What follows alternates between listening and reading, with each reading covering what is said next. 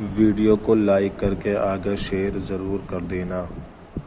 کہ رسول صلی اللہ علیہ وآلہ وسلم جب اس فرش خاک گیتی پر تشریف لائے تو اللہ کے رسول صلی اللہ علیہ وآلہ وسلم نے اپنے اشارے ابرو سے اور اپنی عظیم محنتوں سے میرے آقا علیہ الصلوۃ والتسلیم نے اللہ اکبر دنیا سے مسائل کا خاتمہ فرمایا، اور وہ قوم جو نمک اور کافور میں فرق نہیں کر سکتی تھی اس کو خدا کی پہچان عطا فرمائی، جو گمراہی کے دلدل میں پھنسے ہوئے تھے ان کو آسمان ہدایت کا تارا بنا دیا، جو اخلاقی گراوٹوں کا شکار تھے ان کو اخلاق سے ایسے مزین کیا کہ دنیا ان کو دیکھ کر کے اسلام کا کلمہ پڑھتے ہوئے نظر آئی۔ میرے پیارے آقا صلی اللہ علیہ وآلہ وسلم کے پیارے دیوانوں، کوئی طویل تمہید یا گفتگو کا ارادہ نہیں، لیکن بس یہی حال اب ایسا ہے، دنیا تیسری عالمی جنگ کی طرف بڑھ رہی ہے، اور بلکہ بعض مفکرین تو یہ کہہ رہے ہیں کہ تیسری عالمی جنگ شروع ہو چکی ہے، اور اب لوگوں کو بہت سارے مسائل کے اندر گرفتار کیا جا رہا ہے،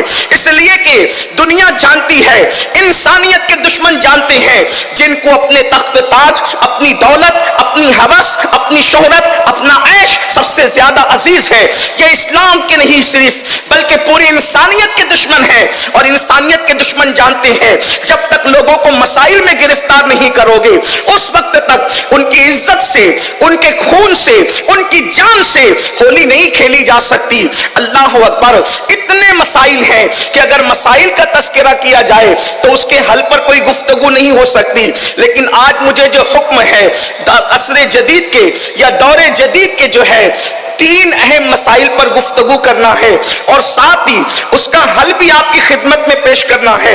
میرے پیارے آقا صلی اللہ علیہ وسلم کے پیارے دیوانوں، جب بھی دنیا کو تباہ کرنے کا پلان بنتا ہے مسائل میں گرفتار کرتے ہیں۔ آپ دیکھیں ہلاکو اور چنگیز خان کا دور سوشل میڈیا کا دور تو نہیں تھا، الیکٹرانک اور پرنٹ میڈیا کا اس طرح کا دور بھی نہیں تھا، لیکن جب انہوں نے لوگوں کے خون سے ہولی کھیلنا چاہی تو پہلے ماحول ایسا تیار کیا گیا کہ لوگ مسائل کا شکار ہوئے، اس کے بعد لوگوں کو تباہ کر دیا گیا، اور اب بھی حالات جو ہے اللہ اکبر اب تو بہت تیز رفتاری کے ساتھ گندگی پھیل رہی ہے۔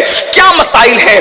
بہت سے مسائل ہیں، لیکن تین پر گفتگو کرنا ہے۔ نمبر ایک، سب سے بڑا مسئلہ اللہ اکبر اس وقت کسی ایک ملک کا نہیں، کسی ایک ریاست کا نہیں، کسی ایک خطے کا نہیں، کسی ایک قبیلے کا نہیں، بلکہ اللہ اکبر پوری دنیا کا ہی مسئلہ یہ ہے۔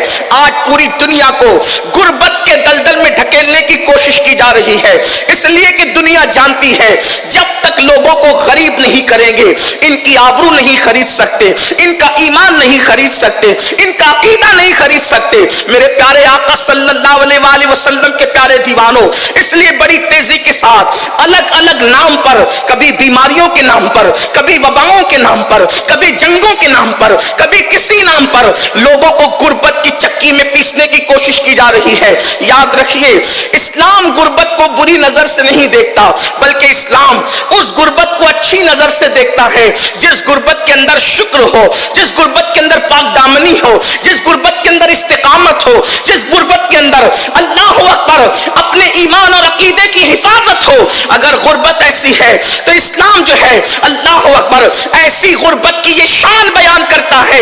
اللہ کے رسول صلی اللہ علیہ وآلہ وسلم نے فرمایا دنیا کے مالداروں سے 500 سال پہلے اللہ غریبوں کو جنت عطا فرمائے گا۔ ایک حدیث پاک کا مفہوم ہے قیامت کے دن ان لوگوں کو بادشاہ کی حیثیت دی جائے گی، بلکہ جنت کا بادشاہ قرار دیا گیا ہے جو غربت کے اندر شکر سے کام لیتے ہیں، پاک دامنی سے کام لیتے ہیں، نگاہوں کے اندر تقدس ہوتا ہے، رب تبارک و تعالیٰ کا شکوہ نہیں کرتے۔ مگر یاد رکھیں اب کوئی غربت کی اس فضیلت کو سن کر یہ نہ سوچے کہ پھر ہمیں تو غریب ہی رہنا ہے، جیسے کہ ہمارے یہاں کچھ تنظیمیں نماز کے نام پر شروع ہوئی 1857 کے بعد انگریز کی پیدا کی ہوئی نوزائیدہ جماعتوں نے الگ الگ انداز سے مسلمانوں کو گمراہ کرنا شروع کیا کہ جب رسول اللہ غریب تھے تو مسلمانوں کو مالداری سے کیا کام، جب سیدہ فاطمہ کے گھر چولہا نہیں جلتا تھا تو پھر یہ کیا اور وہ کیا۔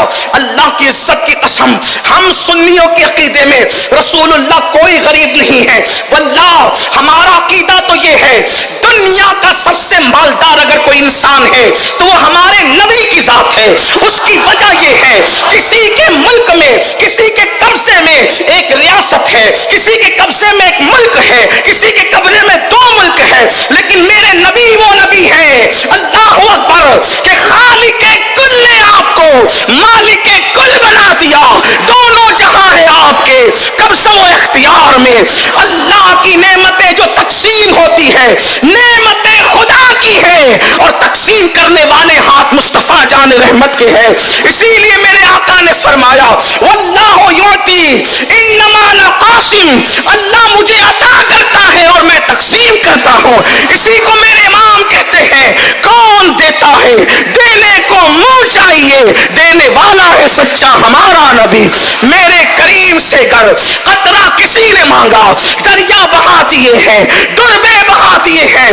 پیٹ پہ پتھر باندھنا اختیاری تھا, میرے آقا نے پیٹ پہ پتھر بھی باندھے اور بکری کا گوشت بھی کھایا تاکہ وہ رسول نہ صرف غریبوں کے تھے نہ صرف مالداروں کے تھے. فاقہ اس لیے کیا کہ اگر فاقے کی نوبت آئے تو میری سنت سمجھ کر کے فاقہ کر لینا, اور جب اللہ عطا کرے تو میری سنت سمجھ کر گوشت بھی کھا لینا. میرے امام کہتے ہیں آسماں خان زمین خان زمانہ مہمان صاحب خانہ لقب کس کا ہے تیرا تیرا. تو یاد رکھیں لوگ کہتے ہیں کہ جب غربت اسلام کا مقدر ہے, غربت اسلام کا کوئی مقدر نہیں. سب سے زیادہ اگر مدینہ منورہ میں کسی کے پاس زمین تھی تو اللہ کے رسول علیہ السلام کی زمین تھی. آپ جا کر سیرت پڑھیں, حضور علیہ السلام نے پیون کا لباس بھی پہنا اور کبھی کبھی 27 اونٹ کی قیمت دے کر ایک جبہ بھی خریدا. اس کا مطلب یہ ہے کہ پیون کا اس لیے پہنا کہ اگر غربت آ جائے تو تیرے پیون پر رسول اللہ نے اپنی سنت کا پردہ ڈال دیا ہے. یہ مطلب نہیں کہ کوئی محفل میں پیون والا پہن کر کے آئے گا تو لوگ اس کی غربت کا مذاق اڑائیں گے, بلکہ اللہ کے رسول نے پیون والا پہن کر غریبوں کے لیے سنت بنا دی. اور اگر کوئی قیمتی پہن کے آئے گا تو کوئی اس کو مغرور نہ کہے. 27 اونٹ دے کر کے جبہ خرید کر قیمتی پہننا بھی اپنی امت کے لیے سنت بنا دیا. تو اب غربت مسلط کی جا رہی ہے, اور غربت اللہ کے رسول علیہ السلام فرماتے ہیں کبھی کبھی انسان کو کفر تک لے جاتی ہے. غربت کی وجہ سے لوگ کفر تک بک دیتے ہیں. یہ لوجوں میں بکنے والی بچیاں, ارتداد کا فتنہ, ایمان پر منڈلاتے ہوئے خطرات, اس میں سب سے بڑی وجہ ایک غربت بھی ہے. غربت کی چکی میں لوگ پس رہے ہیں. اس لیے میں بہت طویل میں عرض کر چکا ہوں کہ عصر کا وقت قریب ہے, جلدی سے اپنی گفتگو کو شارٹ کر کے مکمل کرنا ہے. غربت کی چکی میں لوگ پس رہے ہیں. ایمان خطرے میں, عقیدہ خطرے میں, عزت خطرے میں, آبرو خطرے میں, جان خطرے میں. امام سفیان ثوری رضی اللہ تعالیٰ عنہ فرماتے ہیں اپنی تجوریوں سے مال نکال کر بازاروں میں لگاؤ. تجوریوں میں مال رکھنے کی بجائے مارکیٹ میں لگاؤ, کیونکہ آدمی مالدار نہیں ہوگا تو زکوٰۃ کیسے دے گا, مالدار نہیں ہوگا تو مسجدیں کیسے بنے گی. کبھی کبھی لوگ مالداروں کی اتنی مذمت کرتے ہیں کہ ایسا لگتا ہے کہ انسان کو صرف 2 چادروں پہ زندگی گزارنا چاہیے. ایسا نہیں ہے. آپ سے میں عرض کرنا چاہتا ہوں اگر بلال حبشی جیسی ہستی نے مال کی قلت کی وجہ سے عشق مصطفیٰ کی بنیاد پر اگر جنت کا مژدہ سنا ہے تو عثمان غنی جیسے مالدار نے اپنے مال کی بنیاد پر رسول اللہ سے 2 مرتبہ جنت خریدنے کا شرف حاصل کیا. اور یہ بھی شان مصطفیٰ ہے, غریب کو بھیک میں جنت دی اور مالدار کو بیچ کر جنت دی, اور بتا دیا اللہ اکبر کہ میں صرف بانٹنے والا نہیں ہوں بلکہ بیچنے والا بھی ہوں, اور بیچتا وہی ہے جس کو مالک بنا دیا جاتا ہے. تو آقا کو عطا اس طرح کیا گیا کہ خالق کل نے آپ کو مالک کل بنا دیا. جہاں بانی عطا کر دے, بھری جنت ہبا کر دے. نبی مختار کل ہے جس کو جو چاہے عطا کر دے. نبی مختار کل ہے جس کو جو چاہے عطا کر دے.